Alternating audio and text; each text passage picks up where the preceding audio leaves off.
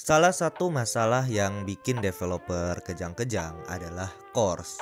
Biasanya sering ditemukan ketika kita sedang develop sebuah aplikasi yang memiliki dua endpoint yang berbeda. Misalnya front end di endpoint ini dan back end di endpoint ini. Tapi sebenarnya apa sih CORS itu? Kita akan bahas sesimpel mungkin. CORS itu singkatan dari Cross Origin Resource Sharing. Origin sendiri mudahnya kita analogikan sebagai domain atau URL ya. Tapi harus lengkap, mulai dari skema, domain, dan bahkan bisa aja sampai portnya. Secara umum, browser menerapkan aturan yang namanya Same Origin Policy. Artinya, lalu lintas data atau transfer data antar service, misalnya web, hanya boleh dilakukan ketika memiliki origin yang sama. Kalau beda, nanti akan ditolak. Misalnya, origin ini akan meminta gambar dari origin ini. Selagi originnya sama, maka akan diperbolehkan. Tapi kalau originnya berbeda, request tidak bisa dilakukan.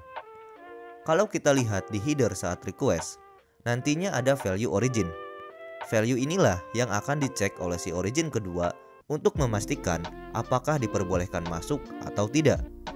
Kalau di JavaScript, kita bisa menggunakan library CORS dan kita pasangkan dengan Express.js seperti ini. Kita bisa define origin apa saja yang diperbolehkan masuk ke service kita. Nantinya, respon dari service kita akan menyertakan origin yang di-allow seperti ini. Untuk beberapa metode seperti post, put, patch, dan delete, sebelum melakukan request yang asli, ada namanya request pre-flight. Request ini kalau dilihat biasanya metodenya options. Fungsinya adalah untuk memastikan terlebih dahulu apakah request yang akan dilakukan diizinkan atau tidak dari target origin yang akan dituju.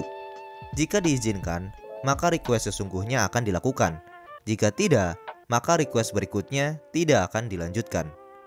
Nah, untuk mengatasi permasalahan CORS yang sering terjadi, salah satu hal yang harus diperhatikan adalah dari origin A yang akan melakukan request harus menyertakan data origin di headernya. Data ini harus lengkap dari skema, domain, dan port jika ada. Lalu di origin B harus di-setup CORS-nya. Pastikan origin B menerima origin A dan harus match mulai dari skema, domain, dan portnya juga jika ada. Itulah penjelasan simpel terkait CORS. Underneath the moonlit sky, I find my solace here. With the rain cascading down, it's music too.